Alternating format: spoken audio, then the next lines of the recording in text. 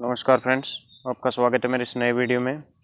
Friends, railway में पूछे हुए कंप्यूटर के क्वेश्चंस के कुल 3 वीडियोस पहले अपलोड हो चुके हैं और फ्रेंड्स आगे भी और भी वीडियोस आपको मिलेंगे। ये इसका चौथा पार्ट है। तो फ्रेंड्स पहले क्वेश्चन के साथ शुरू करते हैं आज का वीडियो। वैक्यूम ट्यूब को कंप्यूटर की किस पीढ़ी द्वारा इस्तेमाल किया गया था?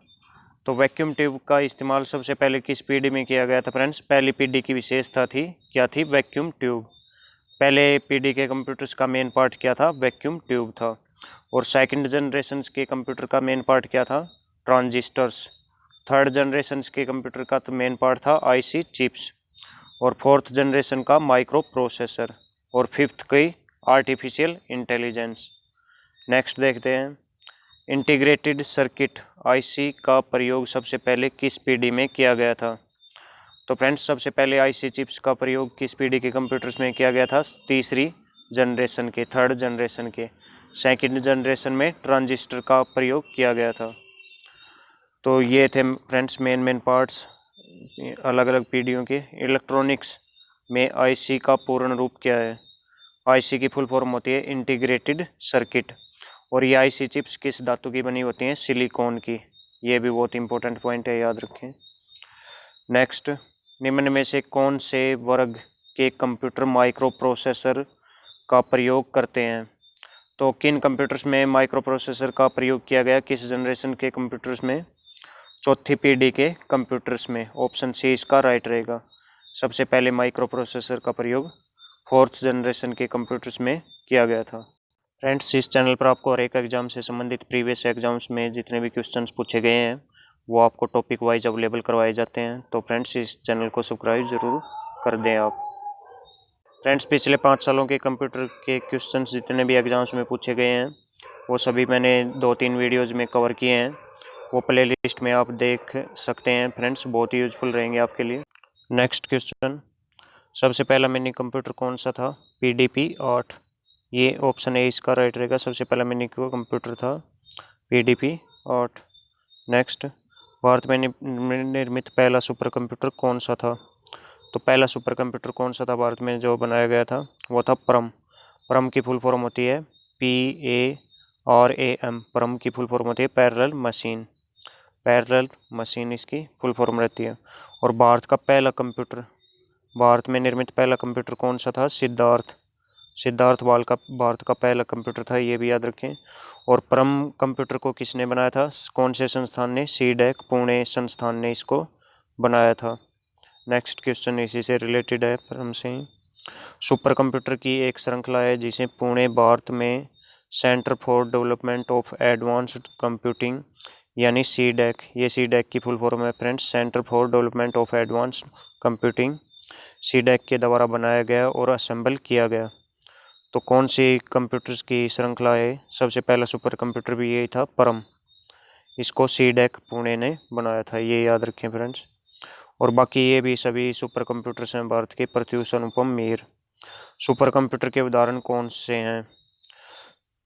तो फ्रेंड्स ये क्रे जो है ये एक सुपर कंप्यूटर है और दुनिया के पहले सुपर कंप्यूटर्स में इनकी गिनती होती है, क्रे सीरीज के सुपर कंप्यूटर्स की। सुपर कंप्यूटर्स के ये सभी के सभी उदाहरण हैं। तियान्ने ये चीन का सुपर कंप्यूटर है, सबसे तेज़ वर्तमान में सुपर कंप्यूटर है ये दुनिया का। क्रे 2, क्रे XMP और तियान्ने 2, ये सभी क्या हैं? सुपर कंप्यूटर के उदाहरण है। ऑप्शन डी इसमें राइट रहेगा। नेक्स्ट देखते हैं, कंप्यूटर का वह भाग जहाँ आंकड़े यानी डाटा और विनिर्देश यानी इंस्ट्रक्शंस संचित किए जाते हैं। तो कौन से भाग में डाटा और इंस्ट्रक्शंस संचित किए जाते हैं कंप्यूटर में? मेमोरी में। मेमोरी यूनिट में डाटा को संचित किया जाता है यानी स्टोर किया जाता है। कंप्यूटर की शब्दावली भाषा में प्राथमिक संचयन का अर्थ है। प्राथमिक यानी प्राइमरी स्टोरेज का क्या अर्थ है? प्राइमरी स्टोरेज किस में होता है कंप्यूटर की शब्दावली में? कंप्यूटर में रैंडम एक्सेस मेमोरी, रैम में ये प्राइमरी स्टोरेज डिवाइस कौन सा है? रैम है फ्रेंड्स। और सेकेंडरी स्टोरेज में रोम आती है जो परमानेंट मेमोरी भी जिसको बोलते हैं। इसको टेम्परेरी मेमोरी बोलते हैं फ्रेंड्स, रैम को, RM को। नेक्स्ट, EPROM, इसकी फुल फॉर्म क्या है? और अगला क्वेश्चन इसी से संबंधित है कि ये किस काम आती है ईपीरोम। ईपीरोम की फुल फॉर्म क्या है, इसका अर्थ क्या है? इरासेबल प्रोग्रामेबल रीड ओनली मेमोरी, ये है इसकी फुल फॉर्म। ऑप्शन ए इसका राइट रहेगा। नेक्स्ट क्वेश्चन, परिवर्ती डाटा यानी इंग्लिश में बोलेंगे वेरिएबल डाटा को स्टोर करने के लिए किस मेमोरी का प्रयोग होगा? तो फ्रेंड्स इसके लिए यूज़ करते हैं ईपी रोम को। अभी अभी मैंने आपको इसकी फुल फॉर्म बताई, erasable programmable read only memory. EP ROM का प्रयोग वेरिएबल डाटा को स्टोर करने में किया जाता है। नेक्स्ट क्वेश्चन बहुत ही अच्छा क्वेश्चन है, निम्न में से कौन सा संग्रहण साधन दृढ़ स्थायी रूप से स्थापित चुंबकीय डिस्क का प्रयोग डाटा या सूचना संग्रहण हेतु करता है? यानी कौन सा ऐसा डिवाइस है जो चुंबकीय डिस्क का प्रयोग करता है स्टोरेज के लिए, डाटा को स्टोरेज करने के लिए? ये है फ्लॉपी डिस्क। फ्लॉपी डिस्क में चुंबकीय डिस्क का प्रयोग किया जाता है, याद रखें। सबसे छोटी मेमोरी साइज कौन सी है? तो फ्रेंड्स वैसे आपसे पूछा जाए कि सबसे छोटी मेमोरी की साइज कौन सी है तो बिट रहेगी, BIT। लेकिन इनमें से पूछ रखा है इनमें सबसे छोटी कौन सी है, तो इनमें किलोबाइट सबसे छोटी है। एक किलोबाइट होती है 1024 बाइट के बराबर, तो ये किलोबाइट सबसे छोटी यूनिट है। टेराबाइट इससे बड़ी है, गीगाबाइट, मेगाबाइट। इसके बाद आती है किलोबाइट के बाद मेगाबाइट, फिर गीगाबाइट, फिर टेराबाइट। इनमें से कौन सा कंप्यूटर वास्तुकला में कोई शब्द आकार नहीं है? तो कौन सा नहीं है फ्रेंड्स? 64 भी होता है, 8 भी होता है, 16 भी होता है, लेकिन डी 28 नहीं है। ऑप्शन डी इसका करेक्ट रहेगा। नेक्स्ट क्वेश्चन, अल्पकालिक मेमोरी के रूप में रैम का उपयोग किया जाता है क्योंकि? रैम की फुल फॉर्म होती है फ्रेंड्स रैंडम एक्सेस मेमोरी, और ये अस्थायी मेमोरी होती है यानी वोलेटाइल परिवर्तनशील मेमोरी रहती है। और परमानेंट मेमोरी यदि बात की जाए तो रोम होती है, इसके उल्टा होती है रोम, रीड ओनली मेमोरी। तो इसका प्रयोग अल्पकालिक मेमोरी के रूप में क्यों किया जाता है? क्योंकि ये वोलेटाइल है, परिवर्तनशील है। ऑप्शन ए इसका राइट रहेगा।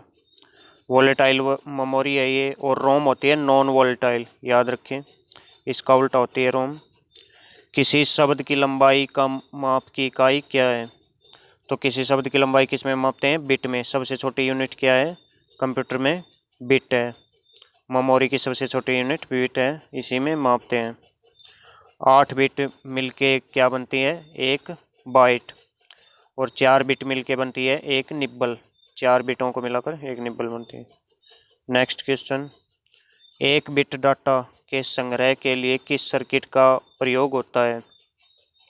तो एक बिट डाटा यानी बहुत ही कम डाटा हो गया, सबसे छोटा डाटा हो गया। एक बिट डाटा को के संग्रह के लिए फ्लिप फ्लॉप इस सर्किट का प्रयोग किया जाता है। नेक्स्ट, CPU में होता है, कौन कौन होते हैं CPU में, क्या क्या होता है इसका हिस्सा? तो फ्रेंड्स 3 पार्ट हैं, ये ज़रूर याद रखें फ्रेंड्स। 3 मेन पार्ट हैं CPU के, अर्थमेटिक लॉजिक यूनिट, रजिस्टर्ड और कंट्रोल यूनिट यानी CU, ALU, CU और रजिस्टर। 3 मेन पार्ट होते हैं CPU के। ऑप्शन ए इसका राइट रहेगा। तो फ्रेंड्स ये याद रखें, कई बार क्वेश्चन में पूछ लिया जाता है। नेक्स्ट क्वेश्चन, उच्च क्षमता वाला माइक्रो प्रोसेसर है, तो कौन से हैं उच्च क्षमता वाले माइक्रो प्रोसेसर? एग्जाम्पल्स दिए गए हैं आपको, पेंटियम प्रो, पेंटियम 2 व पेंटियम 3।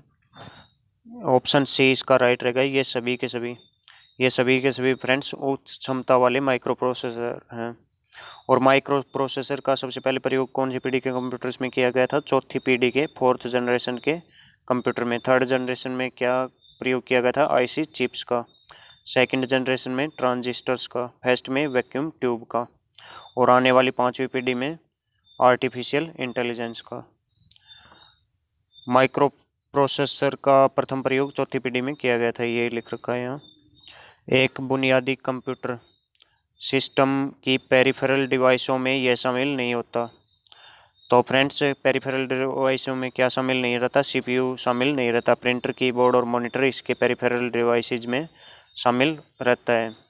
कंप्यूटर शुरू होने से पहले सबसे पहले पेरिफेरल डिवाइसेज को चेक करता है कि सभी सही से कनेक्टेड हैं या नहीं है। उसे क्या बोलते हैं फ्रेंड्स? बूटिंग बोलते हैं, बूटिंग प्रोसेस। कंप्यूटर के शुरू होने की जो प्रोसेस होती है। ALU किसका पार्ट है? ALU की फुल फॉर्म होती है अर्थमेटिक लॉजिक यूनिट। और ALU से संबंधित बहुत इंपॉर्टेंट पॉइंट है फ्रेंड्स, ये कौन सी कार्य करता है? गणित के कार्य, गणना के कार्य ALU के द्वारा किए जाते हैं। तो ये किसका पार्ट है ALU? CPU का ही एक भाग है। CPU की full form central processing unit. Central processing computer, brain of computer, computer का मस्तिष्क भी इसको बोलते हैं। इसका सबसे मेन पार्ट होता है ALU, जो गणना करने का कार्य करता है। मैथमेटिक्स से संबंधित कार्य ALU करता है। ALU कंप्यूटर के खालिस्तान का हिस्सा है। 4 ऑप्शंस दिए गए हैं आपको। तो अर्थमेटिक लॉजिक यूनिट किसका हिस्सा है? प्रोसेसर का। इसको प्रोसेसर ही तो बोलते हैं फ्रेंड्स, CPU को प्रोसेसर भी बोल देते हैं। तो ऑप्शन डी इसका राइट रहेगा। नेक्स्ट क्वेश्चन, कंप्यूटर को दिए गए आदेश यानी कमांड के क्रियान्वयन की क्षमता किसमें है? कौन सा पार्ट में है क्षमता फ्रेंड्स उसके क्रियान्वयन की? जो कमांड हम कंप्यूटर को देते हैं वो पार्ट है option C arithmetic logic unit. Option C इसका राइट रहेगा। नेक्स्ट क्वेश्चन, निम्न में से CPU का कौन सा भाग ALU क्रियाविधि के दौरान अस्थायी रूप से आंकड़ों का संग्रहण करता है? तो कुछ समय के लिए अस्थायी रूप से आंकड़ों को संग्रहित करता है जब CPU से हम ALU में हम कोई गणना वगैरह कोई कार्य करते रहते हैं। तो कौन सा पार्ट है फ्रेंड्स? रजिस्टर। रजिस्टर CPU का मेन पार्ट है। ALU और CU के साथ में तीसरा मेन पार्ट है रजिस्टर। ये क्या करता है? आंकड़ों को कुछ समय के लिए स्टोर रखता है गणना करते समय। इनमें से कौन सा CPU का भाग नहीं है? तो 3 तो CPU के मेन पार्ट्स हैं, लेकिन एक इन मेन पार्ट्स में नहीं है। ALU, CU और रजिस्टर, ये तीनों के तीनों CPU के मेन पार्ट्स हैं, लेकिन रैंडम एक्सेस मेमोरी, ये मेमोरी का पार्ट है। रैम CPU का भाग नहीं है। ऑप्शन डी इसका करेक्ट रहेगा। नेक्स्ट क्वेश्चन, कंप्यूटर की दुनिया शून्य व एक से निर्मित है। इन शून्य और एक को भंडारित करने के लिए प्रोसेसर के अंदर खालिस्तान लगाया जाता है। तो शून्य और एक को इनको स्टोरेज करने के लिए क्या लगाया जाता है? ट्रांजिस्टर। और ट्रांजिस्टर सबसे पहले किस पीढ़ी के कंप्यूटर्स में आया था? सेकंड जनरेशन के। याद रखें फ्रेंड्स, सेकंड जनरेशन का मेन पार्ट था ट्रांजिस्टर। और फ्रेंड्स, कंप्यूटर कौन सी भाषा समझता है? शून्य और एक की, यानी बाइनरी डिजिट्स, बाइनरी लैंग्वेज इसको बोलते हैं। बाइनरी लैंग्वेज को कंप्यूटर समझता है, अंडरस्टैंड करता है। निम्न में से कौन से मूल ऑपरेशन कंप्यूटर द्वारा किए जाते हैं? कौन कौन से कार्य कंप्यूटर के द्वारा किए जाते हैं? नीचे ऑप्शंस में दिए गए हैं। अर्थमेटिक ऑपरेशन कंप्यूटर करता है, लॉजिक ऑपरेशंस भी करता है, स्टोरेज और रिट्राइवल, संचय और पुनर्प्राप्ति के ये ऑपरेशंस भी कंप्यूटर करता है। यानी ऑप्शन डी इसका राइट रहेगा। ये सभी के सभी कार्य कंप्यूटर के द्वारा किए जाते हैं। ऑप्शन डी इसका राइट है। कंप्यूटर के जनक किन्हें माना जाता है? कंप्यूटर के जनक कौन माने जाते हैं फ्रेंड्स? तो ये हैं चार्ल्स बेबेज। चार्ल्स बेबेज ने कंप्यूटर की खोज की थी, कंप्यूटर के जनक माने जाते हैं। और ये किस देश के थे फ्रेंड्स? कमेंट्स में लिखकर बताइए। अमेरिका के थे या फिर ब्रिटेन के थे या फिर किसी और देश के फ्रेंड्स। और आज का क्वेश्चन यही रहेगा आपसे। और समीर भाटिया ने कौन सी मेल बनाई थी? जीमेल, हॉटमेल या फिर कोई और मेल बनाई थी? डगलस इंगलबर्ट, इन्होंने किसकी खोज की थी? माउस की थी, कीबोर्ड की थी, या फिर कोई और पार्ट कंप्यूटर का खोजा था इन्होंने? डगलस इंगलबर्ट ने। टिम बर्नर्स-ली, इन्होंने कौन सी खोज की थी? कमेंट्स में लिख बताइए। तो फ्रेंड्स, यही रहेंगे आज के क्वेश्चंस आपके लिए। इनके PDF के लिए फ्रेंड्स टेलीग्राम चैनल से जुड़ जाइए। और इसी तरह के वीडियोज़ के लिए और भी प्रीवियस एग्ज़ाम्स के वीडियोज़ आप किस किस सब्जेक्ट के कौन से टॉपिक के आप चाहते हैं कमेंट्स में लिख बताइएगा। फ्रेंड्स, आपका बहुत बहुत धन्यवाद वीडियो देखने के लिए।